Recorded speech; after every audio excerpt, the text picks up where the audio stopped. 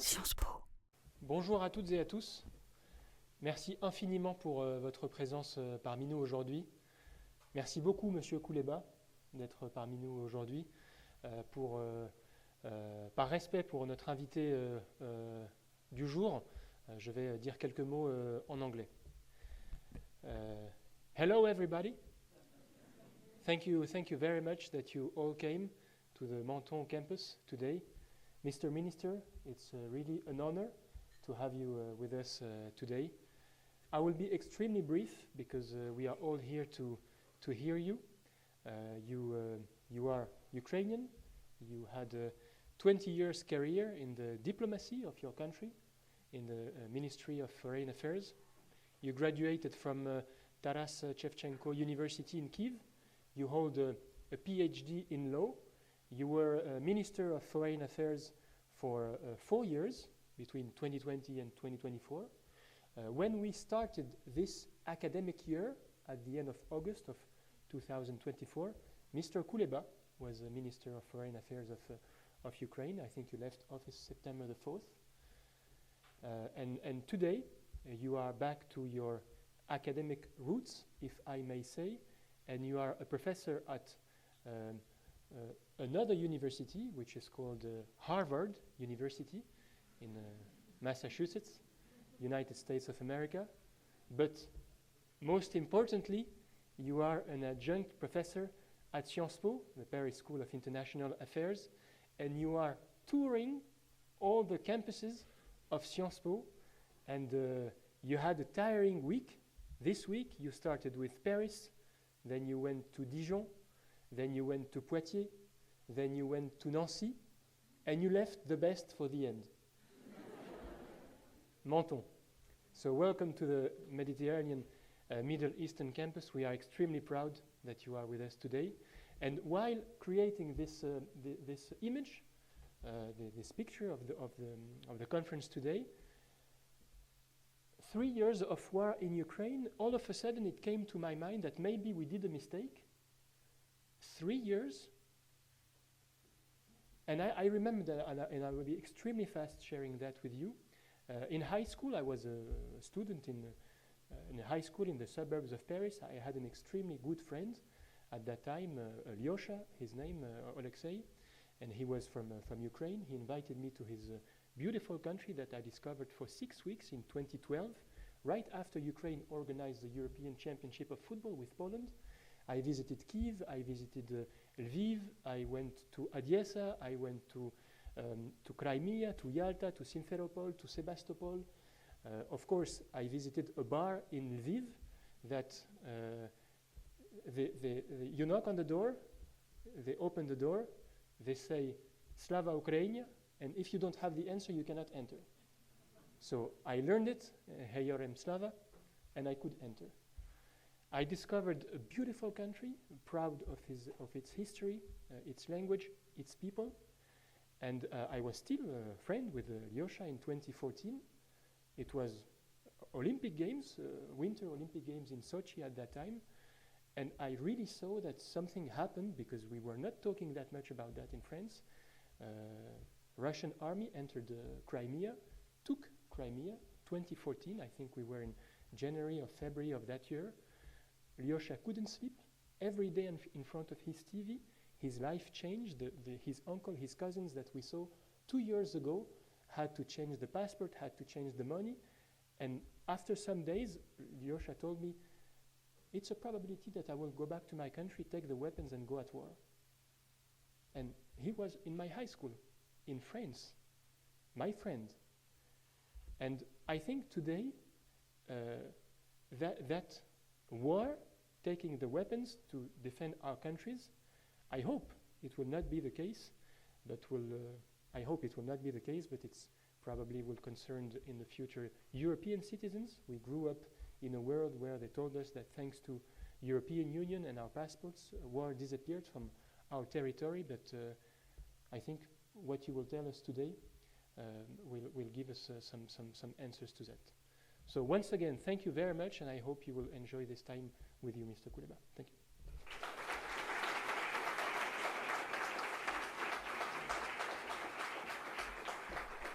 Thank you.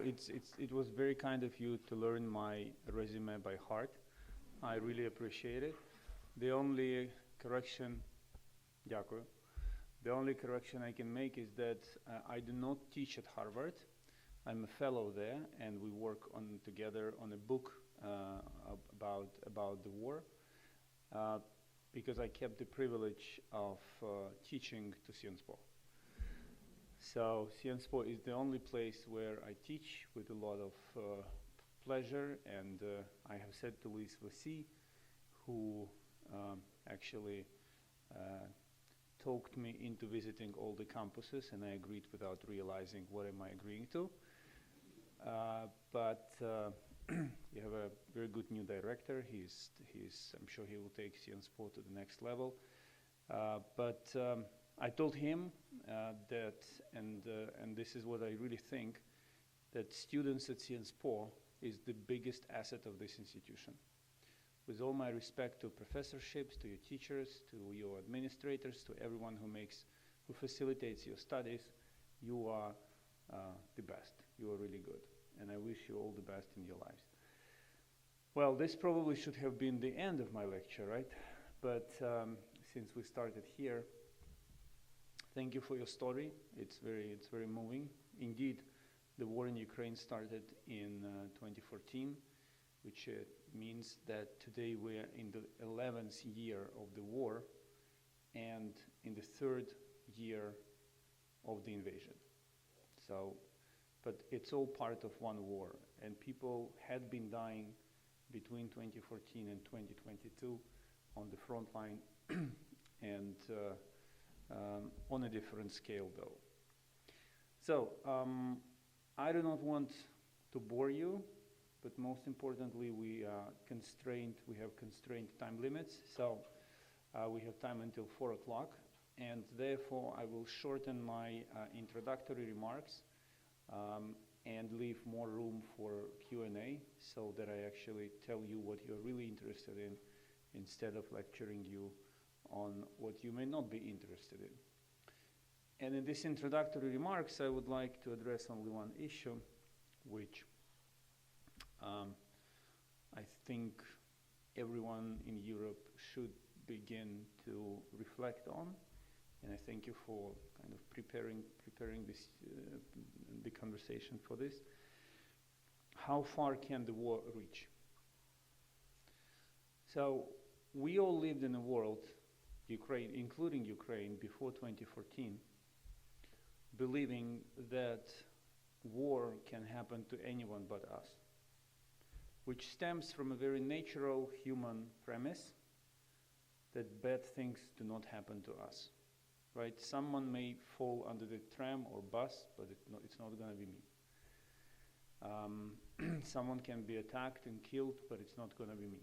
This is a very natural part of the way people perceive the world they live in.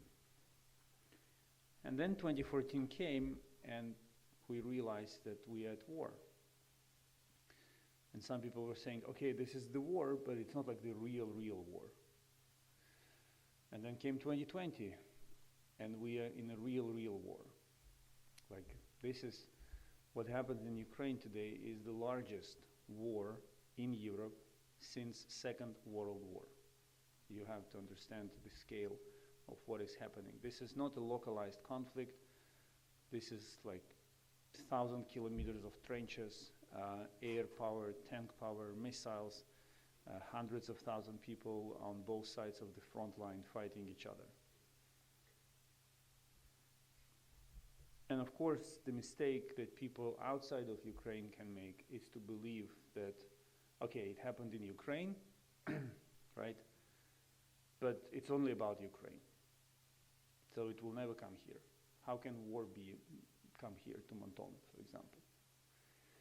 And Prime Minister of Spain, Mr. Sanchez, whom I happened to meet a couple of times, recently said that Spain is not going to spend too much money on weapons because Russian army will not cross the Pyrenees. It's impossible to cross the mountains, which is a nice metaphor, of course. but it misses a couple of important points. I'm not threatening you, okay? I just believe that we all have to be realistic in assessing the risks in order to be able to mitigate them. If we want to avoid the war, we have to take the risk of war for real. Like, for example, 3 years ago, taking the risk of war into account while designing political or business strategy in Europe was not the case. No one was thinking in these terms. But today we are in a reality where both politicians and businesses take the risk of war into account. Not all of them, but more and more begin to do so. And Prime Minister Sanchez gives us an excellent pass to continue with football references, to reflect on the importance of geography in today's warfare. Because if we look back at history of recent decades, Europeans felt safe and protected. Okay, we're also Europeans, and the Brits Europeans, so let's just make it this way. European Union. Countries of the European Union felt safe and protected for 3 reasons. The first was Putin is never going to do it to us, right? We have such a beautiful relationship. We make very good business. Russian oligarchs spend so much money here. I mean, this is not going to happen. Second, if it happens, America will come and save us. America is going to fight for us. And third, we are so far away that whatever happens, it will not be the Russian army that will march to Menton or to Barcelona, and the front line and trenches will be digged there. Now, let's look very carefully at where we are today. So, President Putin, he's not only fighting against Ukraine, whom he despises and does not even recognize the right of Ukrainian identity to exist. He openly wrote in a big article in 2021 that Ukrainians do not exist, right? That we are just spoiled Russians. But he also despises Europe.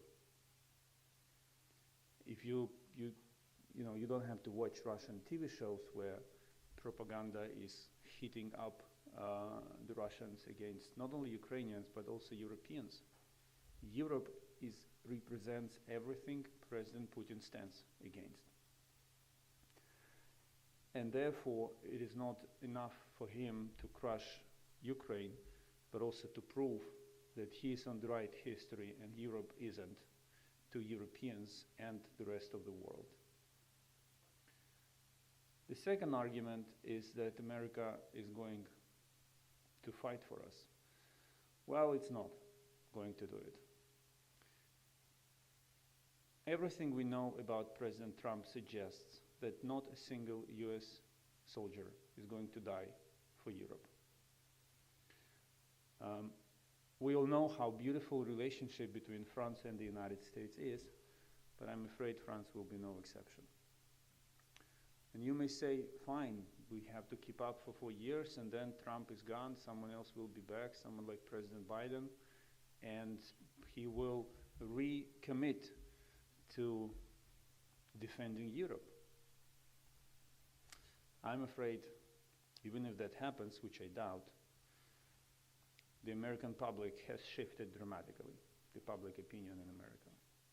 It will be extremely hard for any US president to explain to American voters why dying for Europe matters. And the third was the idea that to start a war in a faraway place, you need an army to march.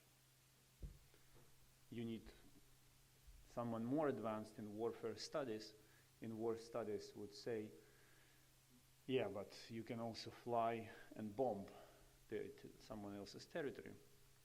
And you would respond to it that Europe has state-of-the-art air defense which will intercept all bombers or missiles. Well, you don't. This is the problem. But warfare changed to the extent that you may wake up one day, open the news, and read that last night while you were sleeping, 5 unidentified long-range drones hit, I don't know, energy facility, ammunition depot, railway station. We live in a world of the so-called OSINT, which is open source intelligence, and by the time you will be awake, your internet, your social media will be flooded with pictures of a fisherman in the Baltic Sea who managed to capture a drone flying over him, and then an early bird, someone who was suffering from insomnia at night, heard the noise, went out to the street and made a picture of a drone flying above him. This is what my mother usually does. And there will be plenty of evidence that these drones came from Russia. In a very smart, twisted way, they bypassed your air defense because they're not big bombers. And this is it. Russia will say it's not us. And then your government will have to face a harsh reality and make a decision. Okay, since we're in France, not your government, Spanish government. Spanish government will have, Prime Minister Sanchez will have to admit that Russian army does not have to cross the Pyrenees to wage a war on Spain.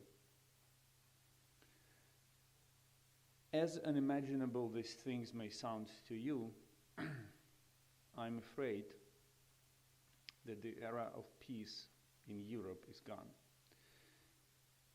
It was unimaginable to think that a war of this scale would be happening in Ukraine. Personally, I can only speak on my behalf and share with you my experience and my lessons. Personally, I came to the conclusion that Russia would take the war to the next level as early as in November 2021. I had a lot of information flowing in. I had a lot of sources, of course, and there were many discussions in Ukraine and abroad whether there would be an invasion or whether there would not be an invasion. And war is all about choices, right? War does not, you have the privilege of not making the choice or making a half choice when you are at peace, and please enjoy it. Enjoy doing it as long as you can. But when the war comes, it's all about choices. It's yes or no. So, being a foreign minister, you cannot sit and have two opinions. Like war may happen or war may not happen. Because when the decision, the attitude directly impacts everything you do, and the price of this hesitation may be lives of people or the future of your country. So you have to make a choice. And I made my choice. I decided that there would be an invasion. But even in my most awful nightmares and considerations, I could not imagine what actually happened. I thought that Russia would move its armies to the already occupied parts of the Donetsk and Lugansk region. They would launch a large-scale offensive operation there,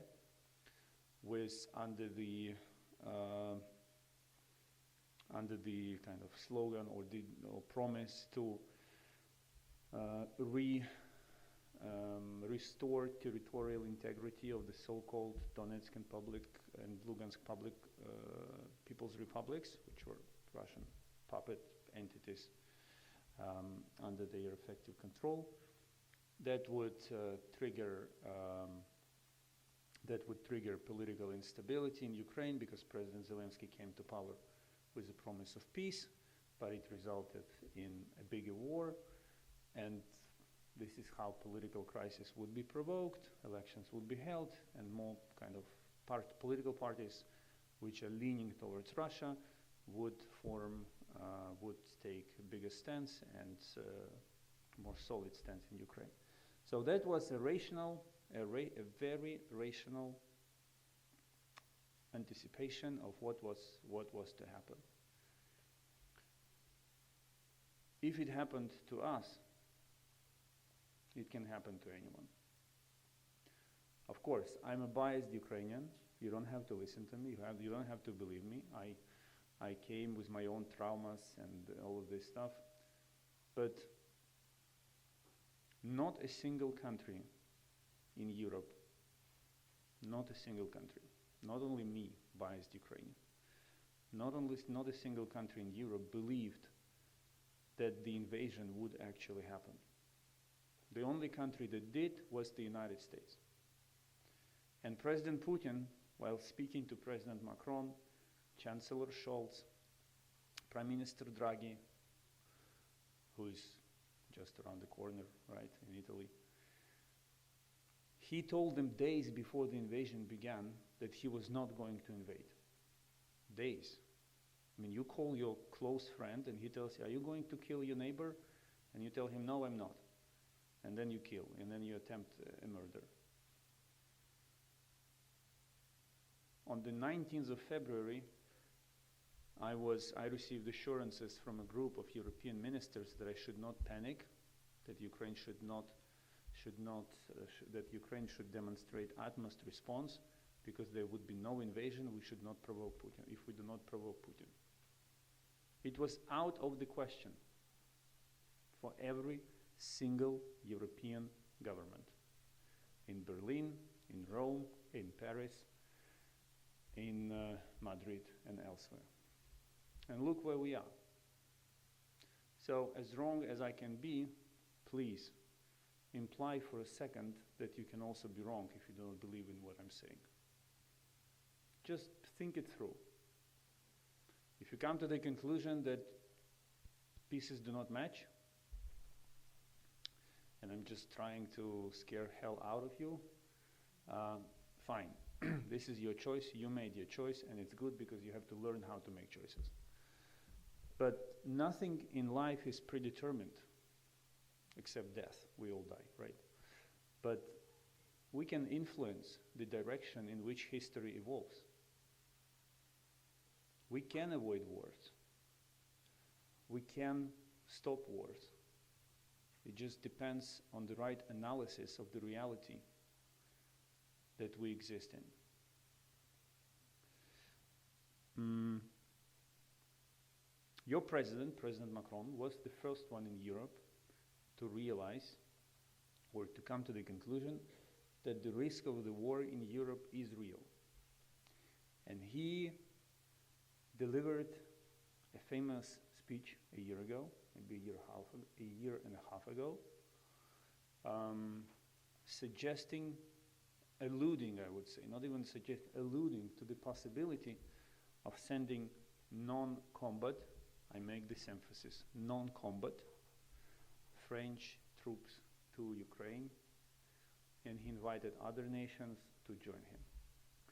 Within 24 hours, every leader in Europe, including Secretary General of NATO, named and shamed your president for overstretching and saying that this would never happen, this is never going to happen, this is too much, this is an escalation, this is not about us, we don't have anything to do with it. Next week, a coalition of the willing will be meeting in Paris to discuss the format of deployment of non-combat troops to Ukraine as part of security guarantees. Shall ceasefire be achieved? And no one today is saying that President Macron was wrong. And he has full right to come out and say, and I told you, But many years ago, when I was a young diplomat, my boss, then foreign minister, when I tried to tell him that I was right and his other assistant was wrong on one particular issue, he turned to me and he said, Dmytro, you know who is always the most hated member of any team? And I said, who, minister? And he responded, the one who, after others screw it up, says, and I told you. So President Macron is a very wise politician, so he's not going to utter these words. But if you do not believe me, listen to him. If you are not one of his voters, listen to what German intelligence is saying. They all speak about one thing. Russia is preparing for an even bigger war. And if you do not believe neither of them, watch the videos of Russian planes scaring away, Russian fighter jets scaring away NATO fighter jets when Russian planes interfere in the NATO airspace. Not in the Russian airspace, but in the NATO airspace. He'll read the reports about Russian Navy firing at a German helicopter in the Baltic Sea. This is not hybrid, something that we got used to. This is very real. Now, spring is coming, life is beautiful, we should all remain optimists, live happily, which I wish to all of you. What I can only hope for is that you will find the strength to realistically look at the world that we live in. When the war started, I adopted as my personal motto, my personal slogan, the words of Dwight Eisenhower, who used to be the commander of the Allied forces in Europe during the Second World War, and then the US president. So Dwight Eisenhower once said, pessimists never win wars. With this, I wish to all of you to remain optimists. Thank you.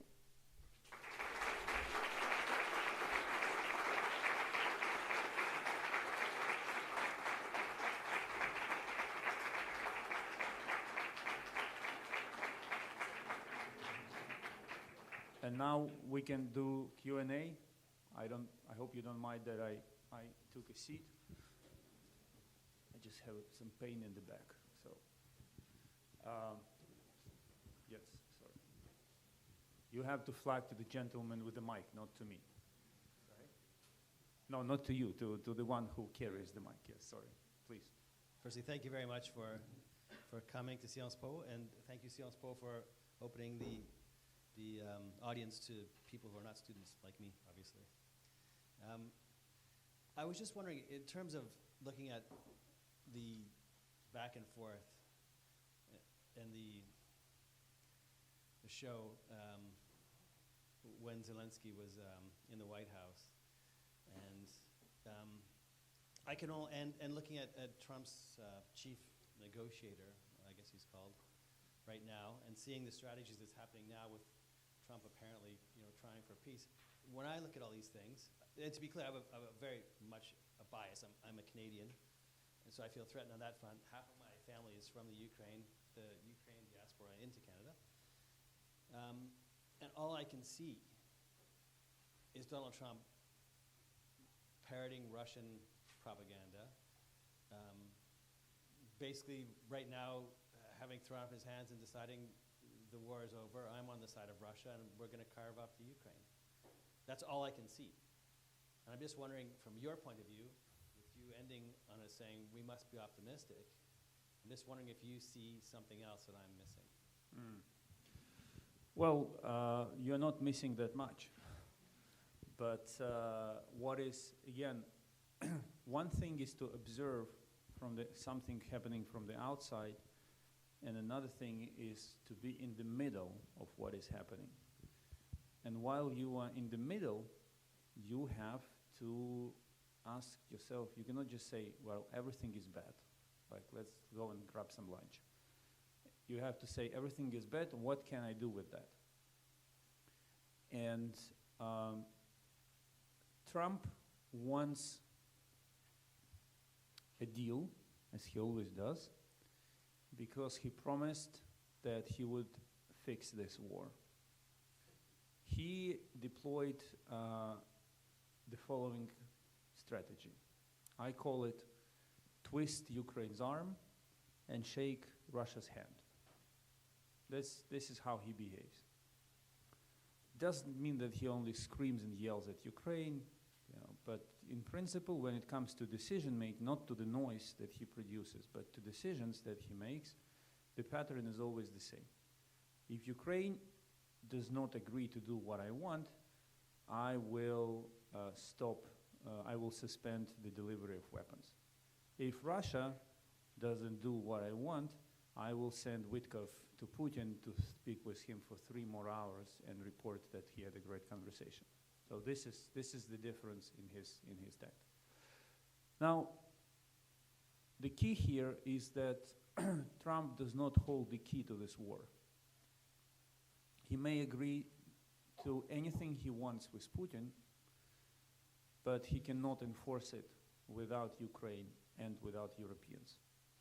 Both Trump and Putin despise Europe.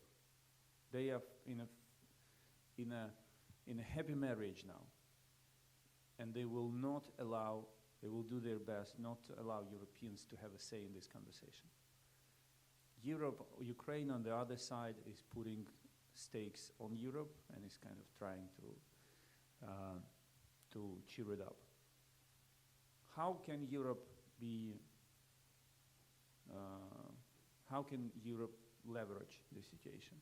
There are many ways. There are some, not too many ways. But first, Europe cannot replace all of the deliveries, defense deliveries of the United States, but it can replace a good part of it.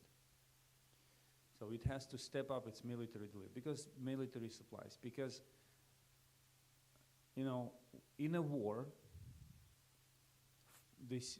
let me put it this way. Today, Ukraine's infantryman defines foreign policy. As long as Ukrainian infantryman holds, Ukraine has a room for maneuver in diplomacy. The moment he doesn't, our position worsens. The moment he moves forward, our position improves. So as long as frontline holds, Trump will not be able to break down Ukraine, nor Putin will be able to do it. The reality of the war today is that Putin cannot win in Ukraine on his own. He cannot break us down. This is why he pulled North Koreans in. Like, just think of it. Look at the map.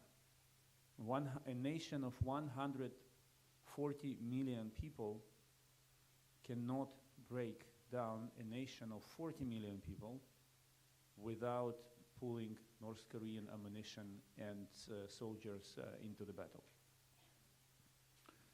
So Trump and Putin knows that if Europe steps up military assistance to Ukraine, which it can do, but it depends on its resolve and real commitment, then it will be very difficult for them to impose any solution on Zelensky. Second, it is no coincidence that Putin agreed only to energy ceasefire and not full ceasefire. Because today, our energy system is destroyed anyway. You knock out one more piece or you don't. It doesn't really change the picture. But Ukraine is now in the possession of drones which are capable of reaching very far away destinations in Russia and hitting their energy facilities and refineries. And it causes a big deal of a problem to Putin. And it shatters him from the inside because the Russians see that war can come to their places as well. So in a nutshell, Trump and Putin will be trying to impose. Yeah, sorry. And one last element that to that picture. Trump's premise is that Putin came for a strip of land and Ukraine's neutrality. And this is why from the very beginning he easily chipped it away.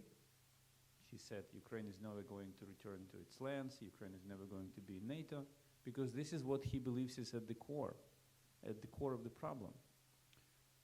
Putin, by turning Trump down on full ceasefire, sent a very clear message that he did not come after a piece of something.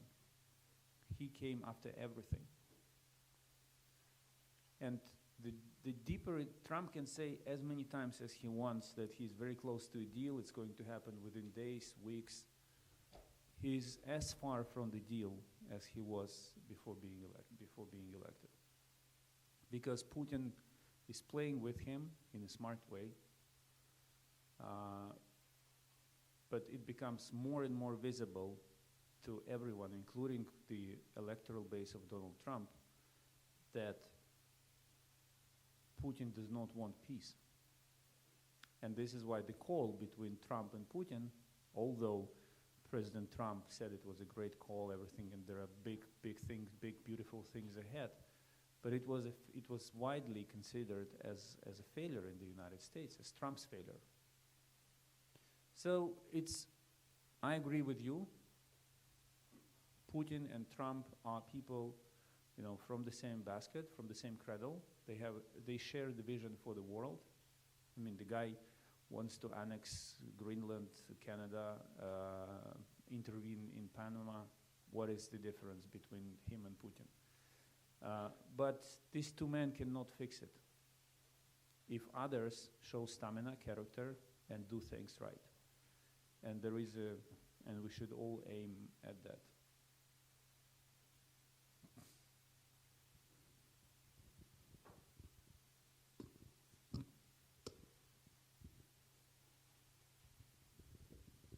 Hello. First of all, thank you so much for the conference. It was really insightful. I just wanted to ask if you could elaborate a bit on what led to the failure of peace negotiations in April 2022, especially on the allegations concerning the role of Boris Johnson. Thank you. Yeah, it's the most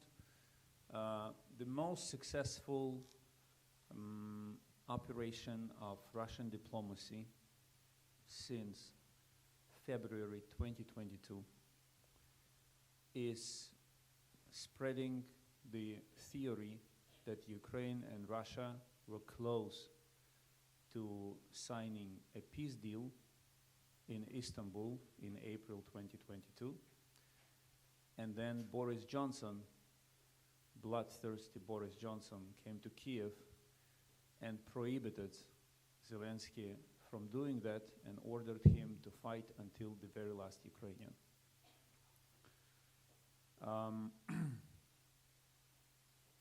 So let's go back to February 2022. President Putin delivers a very long speech. It's on YouTube, you can find it, but it's very long.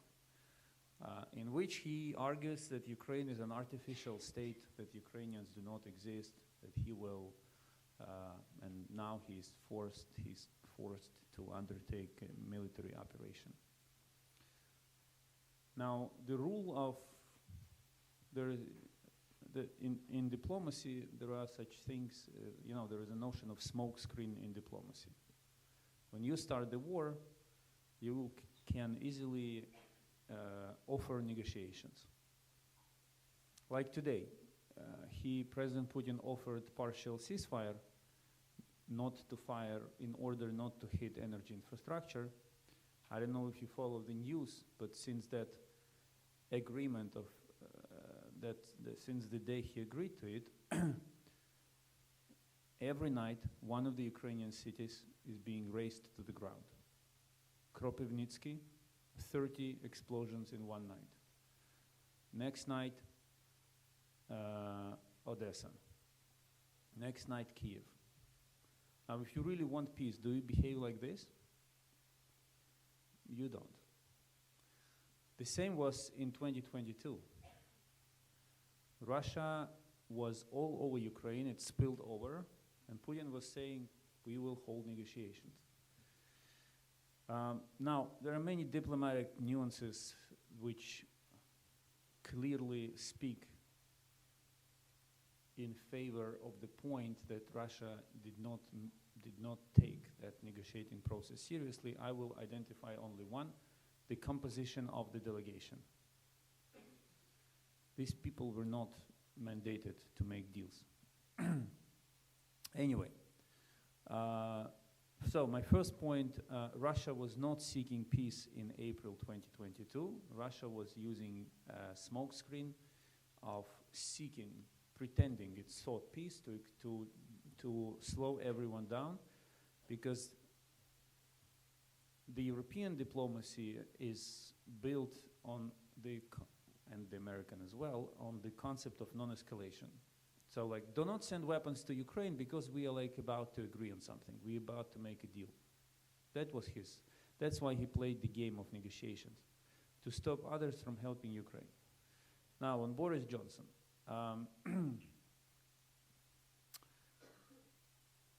Well, first, anyone who knows Zelensky understands that if you come and ask him to do or not to do something, he will immediately do absolutely the opposite. This is just how his kind of political thing. You put pressure on me, I do the opposite to show you that you cannot do such things to me. So it was impossible to come in April and tell him, Volodymyr, keep fighting. Second, and this is where Russian theory does not hold water, and this is why they are never drawing attention to it. After the meeting in Istanbul, for at least a month and a half, working groups of Russia and Ukraine were still holding online meetings, negotiating potential agreement. So if Johnson came to Kiev and prohibited Zelensky from making a peace deal, and then this is why Istanbul fell apart, but then negotiating teams still continue to meet each other and talk about something, that just doesn't make sense, right? And finally, why did you invade at all? If you are such a peace-loving nation, if you want to sign a deal, why did you fucking invade the country, your neighbor? So this theory that you refer to is, I agree, it's extremely widespread. It's everywhere. As working as a minister, wherever I would go, someone like Asian foreign minister or African foreign minister or Latin American foreign minister would look at me and say, but Dmytro, you were so close to making peace. Why? Why did it work? No, we were not close to making peace. It was a smoke screen. History will judge. I'm sure there will be many details about what happened. It's not everything that was happening back then was black and white. There are some blurred areas, but in principle, this is how it looks like.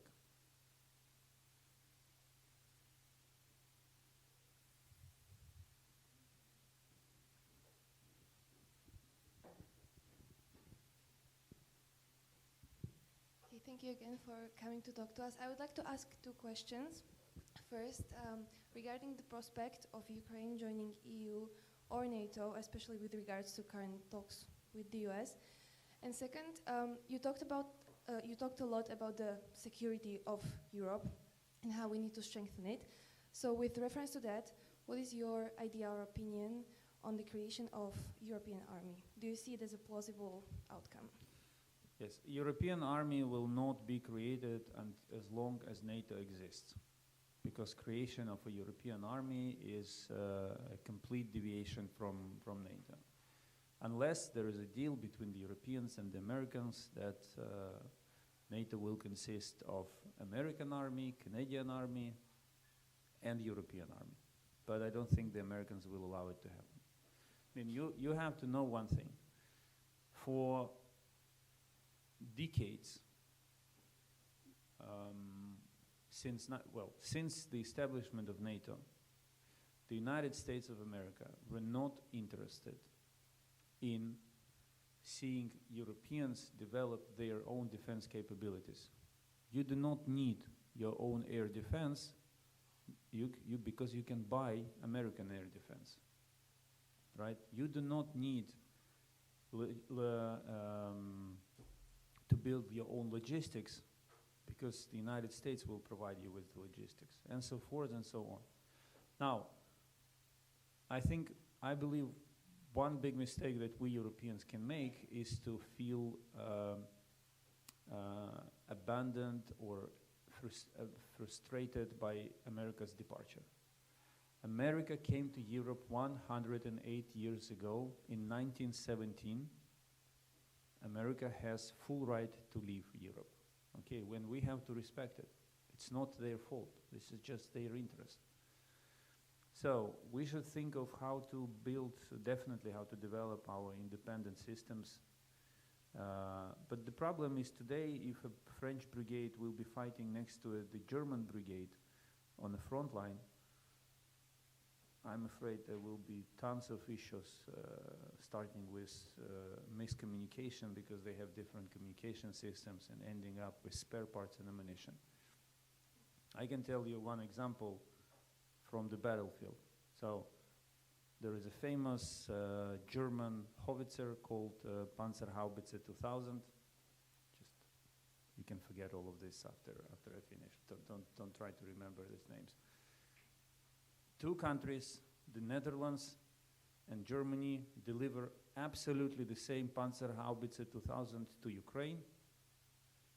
You load, Ukrainian artilleryman, gunman, loads exactly the same round of 155th caliber, and the German howitzer sets for exactly the same target, and the German howitzer hits the target, and the Dutch howitzer doesn't. And why? Because shooting tables, which is a software that helps howitzer to understand where to fire, are different in the Netherlands and in Germany. That's it. How are you going to fight a war? This is the question. I'm very worried because my security of my country depends on how capable and how strong security of Europeans will be. And there are tons of questions like this. On parades in the media, everything looks great. In real life, it's really bad. And this is why I would encourage all of you to wholeheartedly embrace the idea of rearming Europe, whatever your political views are, because it's a matter of physical security. If you live in a house with a big hole in the wall, of course it's tempting for someone to walk in and take your laptop while you steal your laptop and jewelry while you are sleeping. Just at least build the wall. But as long as NATO stands, I think chances for a separate European army are very low. Ukraine will be in the European Union once two issues are resolved. The first one, Western European countries have to find a solution on how are they going to continue to influence decision-making in the European Union after the enlargement. Because it's not only Ukraine, Western Balkans, Moldova, it's a change of the balance of power in the EU. And you may have already heard EU, some European leaders and EU officials saying that EU needs to reform itself before Ukraine and others succeed. This is a very nice diplomatic way of saying we need to understand how are we going to control all of this after the next wave of enlargement. Because neither Berlin, nor Paris, nor Rome, nor The Hague want to lose control of the Union simply because it got bigger. And the second issue that needs to be resolved is Ukraine's agriculture. European agricultural policy Ukrainian agriculture is incompatible with the common agricultural policy because it's too big. If we enter the EU on the rules as they stand today, you will be all eating Ukrainian chicken, poultry, bread, eggs, and even tomatoes. That's why Italians are not happy. And the Spaniards. So there must be a solution to this, because farmers is a big thing. I'm sure from time to time you read in the news how farmers protest in France or elsewhere. So there must be a solution to this problem. We are just too big for the European common market in terms of our capacity to produce. Everything else, there are tons of other issues, but they are all of secondary nature. Inside of Ukraine, outside of Ukraine, this can all be resolved. These two problems are fundamental. On NATO, there are only two options. Either Ukraine will become a member of NATO in a long-term perspective, or there will be a different security architecture in Europe without NATO. So the key words here are long-term perspective. So I think EU membership is closer than NATO membership.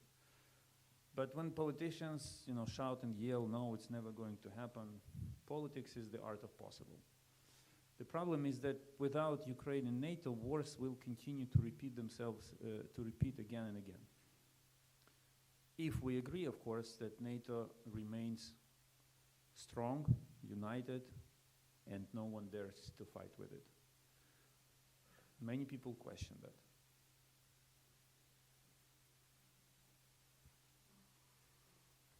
Okay, thank you for being here. I have a kind of a two-part question. Hi. Both related to nuclear weapons. So firstly, do you believe that if Ukraine had not transferred Soviet nuclear warheads to Russia in the late 1990s, Russia would not have invaded Ukraine? Would nuclear deterrence have worked here? And then secondly, I've read some articles that have said that Ukraine's use of Starlink is what inspired Russia to revive its interest in nuclear-armed anti-satellite weapons. What are your thoughts on this? What is the second thing? Starlink and Russian nuclear? Yeah, and then Russians' interest in nuclear-armed anti-satellite weapons. The relation between anti-laser? Anti-satellite. Anti-satellite. Yes. Well, the short answer to your first question is yes. But there was zero chance for Ukraine to hold this, to keep nuclear weapons, because President Clinton and President Yeltsin, they worked hand in hand to strip Ukraine of nuclear weapons. In the early 90s, the choice was for Ukraine was either to become, to say no and become North Korea, and Russia would suffocate Ukraine with the silent approval of the United States, or to give these weapons away in the hope that the United States and other co-signatories of the Budapest Memorandum would protect Ukraine from Russia. That was the choice they were facing. And they were not, they made the choice. President Clinton finally last year publicly in an interview admitted that he made a mistake. Thank you. And this is, you will be, I know you will pursue different careers, but you should always try to think what is the price, what is the long-term price of your mistake, even if it's a personal issue, not career-related issue. For example, President Clinton believed that he did the right thing in 1994, and in 2024, he came out and publicly said, I did a bad thing, I feel terribly sorry for that. Yes, it's very nice, we appreciate the apology, but